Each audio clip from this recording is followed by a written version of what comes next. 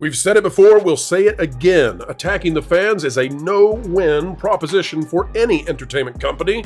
Heck, it goes beyond that. You'll never see somewhere like Lowe's or Home Depot, Hobby Lobby, or more attacking the people who cross through their door. It's crazy, it's insane.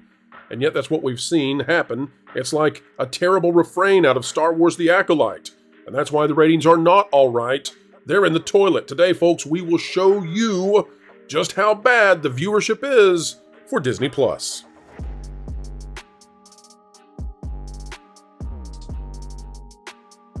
Hello, ladies and gentlemen. Welcome back to the Pro Channel. It is a sunshiny day right here from somewhere sunny USA, coming to you not live, pre-recorded, but folks, it's just as if we are sharing time together because we are. An attitude of gratitude for your time, and we endeavor to uplift you by explaining entertainment, keeping you ahead of the culture curve, and showing you the data behind the latest Disney disaster. That is The Acolyte, which is not all right when it comes to ratings, viewership, not where it should be, not even close, not even approximating the failure that was Ahsoka. Folks, it's time to show you just how bad these ratings, Ahsoka, bad, I know. Bring on the panel! All right, folks, without keeping you any longer, it's time to get to what are the ratings for The Acolyte. And if you can read the scroll at the bottom, you will have a bit of a head start on this. So they have revised the ratings. They're trying to make it seem like it's doing better. They've revised them. We'll see what you all think. Screen Rant has this one. It says, forget Rotten Tomatoes. New viewership data shows what's really going on with The Acolyte. The Acolyte, Disney's newest Star Wars TV show, may be getting review bombed. I'm telling you, it's going to be nonstop. But new viewership data gives a sense of what's really going on. The Star Wars fandom has always been prone to division. But Leslie Headland's Star Wars Disney Plus TV show seems to have become a massive flashpoint. The Acolyte has been review bombed on Rotten Tomatoes. No evidence needed. The audience score there now stands at an improbable 14%, unless you've seen the show, in which case it's the only possible logical conclusion where it would be. New viewership data from Variety gives a sense of what's really going on, though. Oh, please tell us. Provided by Illuminate, this data shows the minutes watched of every streaming original TV show over the period from June 7th to 13th. It's largely a boost for Netflix, but The Acolyte's performance is very interesting indeed. Oh, please, go on. Tell us how we are so wrong. Please share with us. Folks, here's what we have now. They have changed it, but not tremendously for the better. The Acolyte is now number 6. Number 6 on the original shows, not on the overall chart. And The Acolyte now projected by Illuminate, not Nielsen, by the way. We'll get the Nielsen number soon. But The Acolyte is now projected not to get 210, which was the original thought they had, but 380.5 million in its first week. There's just one massive problem with this, folks. That is half of Ahsoka. If that is the true number, we'll find out when Nielsen releases them.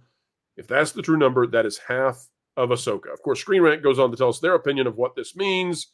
Netflix is the winner. It's not doing great, but somehow it sticks it to the trolls. That's you. That's Screen Rant right there. We'll pull up again the numbers here. John, I'm sure you're familiar with the numbers when it comes to Ahsoka and The Acolyte. 380.5 million. That is nothing to be happy about. That is a tremendous failure for the premiere. What do you make of the idea that that's going to now be used as a defense for The Acolyte when it's that incredibly low? I'm still a little confused. Is that 380? Like, what is that? What is that number? That's million minutes watched for the first week of streaming. So what was the 210 number? 210 is what they had originally projected with this Luminate company that tries to get ahead of Nielsen now. They're using the exact same Nielsen strategy. They were off by but they try to get ahead. Million. They're very accurate, John. It's worthy of a Screen Rant article. They're totally trustworthy. Do not question their 81% change in statistics. Right. They said 1.1 billion for Eric, and it turned out to be 581 million. So they're only off by a factor of 50%. Ignore Sweet Tooth. It's going to make you discount what they say even more. Discount it. Discount it. Don't look at it. Yeah, I'm just like super skeptical just based on the fact that they're already kind of like correcting their own numbers and they're off by 870 million. That's almost double. That just makes me kind of skeptical. I don't have the numbers in front of me, but I think Ahsoka did 629 around there. in the United I think States. I think it was a bit higher. Let me look it up real quick, so we'll have that, and then we'll pull that up. But go ahead. Yeah, so obviously 380 is still a lot less than 629. And I don't think I think that just kind of shows the trend that we're seeing with Star Wars shows on Disney Plus. They continue to decline every single show that kind of comes out, and it's been in decline for the past, I want to say 3, maybe 4 years, because you can even look at The Mandalorian season 3. I don't think that one maybe declined as much, given the fact that it still had a lot going for it in the very beginning, but obviously you saw like massive declines as the show continued to go on throughout its 3rd season, and a lot of people were completely just over the show. I would wager that a lot of people kind of tuned out probably at the very beginning or halfway through. Definitely not what you saw with Mando season 2, where people were still coming on board to I think the entire show in general, subscribing to Disney Plus, staying on the Nielsen top 10 charts week over week over week, even after the season finale had concluded. I want to say in like December, it was still charting on Nielsen in like June, 6 months later. That's how powerful that show was. And Disney Star Wars has never kind of done anything since then. It's always just kind of been in decline. So to give people the original numbers, what they're saying now, of course, they've bumped this up. They've just about doubled it, and now they say Ahsoka has what do we say, guys? 380? Is that what they're saying? 380 million minutes watched in the premiere. Let's go back to Screen Rant. I don't really trust that number. I mean, that's 380, right? But I'm saying that Screen Rant's using that, so that's the best. I think that's the best Star Wars could hope for at this point. So how would that compare? If that is true, how would it compare? Well, according to Nielsen, the comparison would be that Star Wars: The Acolyte in its premiere tallied 829 million minutes watched. So at the best, this is Screen Rant. This is Screen Rant's defense. This is them saying the Acolyte's doing great. At best, that would be less than half of Ahsoka. And Ahsoka, of course, was a failure in terms of viewership, streaming, quality, writing, engagement, and everything else. And this would be landing at half. And Screen Rant is saying, "Oh, that's pretty good. The trolls are wrong." Whether or not those numbers are real, we've still got Screen Rant out there saying, the show's doing fine, guys. Show's doing fine. Look at this, pulling in almost 400 million minutes watched." So that's where we are with the ratings. I do want to just issue a correction. I did look this up here on actual Variety. I think what we're looking at on the Screen Rant thing, we're seeing the increase from the 2-episode premiere, which was whatever the 200 number was, 210. And then the 3rd episode, which is the 2nd week, is the 380. Oh, wait, that would be even worse. Illuminate. So I think we're seeing a 170 million bump for the 3rd episode, but just kind of what we kind of expected, right? We expected to have this bump because people wanted to watch the train wreck. No, wait a minute, John. That's much worse. If you're right, that is tremendously worse. 3, not 2. Well, also, that would mean that premiere versus premiere, that the Acolyte came in at 1/4 of Ahsoka's viewership, and then it got a bump from people being like, "Oh, this is roadkill watching." That was going to be the point I was going to make, is that there are absolutely people who have seen the buzz on the internet, all of the, the articles coming out, blah, blah, blah, out of sheer, pure morbid curiosity, want to know what they did in episode 3 that was so bad that they had to go in and watch it. I mean, but it's do you have to factor in either hate watching and or sheer morbid curiosity, not actual interest in the show, that wanted to see what was going on?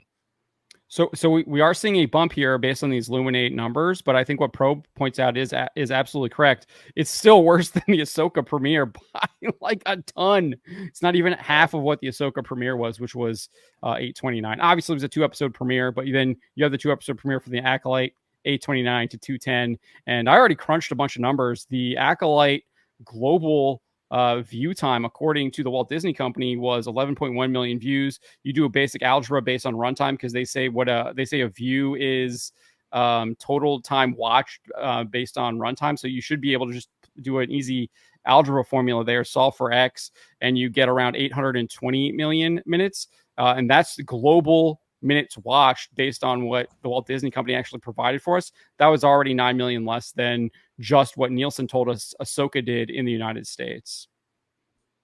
So, folks, you're hearing it here, I guess, for the first time.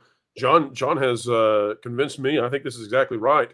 We are looking at the Acolyte premiering at a quarter, if this is correct, at a quarter of the viewership of Ahsoka, and then getting a bump, but nothing to be exceedingly happy with for the third week.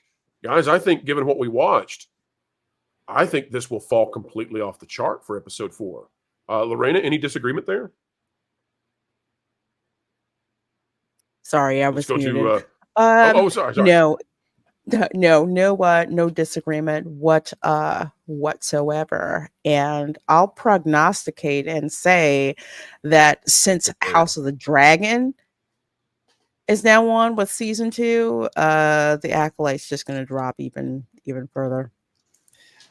I'm going to continue with my prediction that this thing actually gets down to 6 or 7% on Rotten Tomatoes for the audience score. So I am looking right now. Let me show this to everybody. So if these numbers are accurate, okay, so let's use the most recent week we have for Nielsen. And again, folks, this is the kind of stuff you're just not going to see many other places. You just saw that the third week of The Acolyte is projected to have 380-ish million minutes watched. And we anticipate that the third week will be the biggest week they have, and it's not even close. So this thing's going to fall like a cliff. Take a look at this. Third episode. Yeah, second week. Sorry, third episode. If we take a look at the current overall viewership for Nielsen, what do we see? We see that the Acolyte would basically need to double or get 33 to 40% more viewership before it would even have a chance of making the top 10, likely when it hits these charts. And this 614 million is the lowest number, and that's for Law & Order Special Victims Unit. Law & Order Special Victims Unit. Reruns on Hulu, Netflix, and Peacock are Bob's Burgers 2 is destroying the biggest episode of The Acolyte. So that's where we are. This is where it's so important to emphasize that they spend $22 million on each episode of The Acolyte. Wowza. If it were just some random show and, some CW show that's supposed to have a low budget, maybe one that isn't so maybe one that isn't so reliant on special effects. Okay, not getting in the top 10, that's not a big deal. But this is something that cost more than most movies to make. And it's not cracking the top 10. Well, have we ever, given the budget, have we ever seen... What's that, John? Because obviously this is all, like, what even if you look at originals, would it even chart? Probably. I think it will. Let's take a look. It should chart at the very low end. It would hit number 9 on the originals chart, which is down there around Baby Reindeer and A Man in Full. And Clarkson's Farm. And I bet you dollar for dollar, Clarkson's Farm beats the pants off of this show. But look at what you all think that Baby Reindeer is a zeitgeist in the culture. Like, this is what Screen Rant, this is what blows my mind. Screen Rant, The Root, The Independent out of the UK, Forbes with that nonsensical Paul Tassi piece. These people are laying themselves down as sacrifice for Disney to defend a show that has the cultural impact of Baby Reindeer on its very best episode. Forgive me. Have we not also pointed out that this is just North America? So those Luminate figures, are they North America or are they global? I think they're U.S. They've got to be U.S. Well. They have to be. Yeah. Because if those are the global figures, then what an incredible waste of money. They have to be. But guys, let's talk about that for a minute. Lauren, what about this idea that these people, these shills, are destroying their credibility to defend a show that has the viewership of Baby Reindeer? We're talking about it because it's Star Wars and because we can't believe what they've done to it. But the idea that you would defend a show that will get you the same kind of lift in your readership as Baby Reindeer, this is what you want to die for? I'm all for it. I'm totally in favor of this. I'm enjoying it because this exposes who they are. And the more exposed they become, the less people are going to trust them. The less people trust them, the less they will watch, the less revenue they draw in, the closer this comes to dying. And that's what needs to happen. We need to get back to a place of honest criticism. We have to get to a place where you're not defending a project based on who's involved with it or what the message of it is. It has to stand on its merits. And that's what we need to get back to. So play on to those people who want to act as a shield for this thing. It ain't going to work. Can I say, as someone who's seen Baby Reindeer, it is actually leagues better than the Acolyte? What even is Baby Reindeer? What is this? Like about a murderer? With reindeer? It's a stalker story, pretty much is what it is. They made a stalker story and called it Baby Reindeer. It has to do with the crazy stalker that's in it, but it's basically a Lifetime movie that's on Netflix, and you know how people love their Lifetime crazy flicks. So yeah. Oh, is Baby Reindeer the slasher? Is that she's a stalker. She calls the object of her stalking, says basically he's cute. He's like a baby reindeer. Rudolph, the Reckoning. All right, folks, we are done for the day. We hope you are having an A-OK kind of day as you make your way across this little blue marble we call Earth. Thank you for sharing your time with us. And folks, don't forget, we're getting ready to launch a brand new channel, That Gameplays, which will cover all the news that should be fun in the interactive digital space that is video games. Looking forward to bringing that out to you. Culture Casino, Jonas J. Campbell, Spencer Bakuli, and so many more working on that. It's going to be a very, very fun time. All right, folks, like, share, subscribe, click it, stick it to the algorithms, it's the notification bell, drop a comment down below, let us know your thoughts. Remember that a mind is a terrible thing to waste, so waste not yours. Join the conversation of a community dialogue. All right, folks, wherever you are and whatever you're doing, keep learning, keep growing, and as always, keep having fun.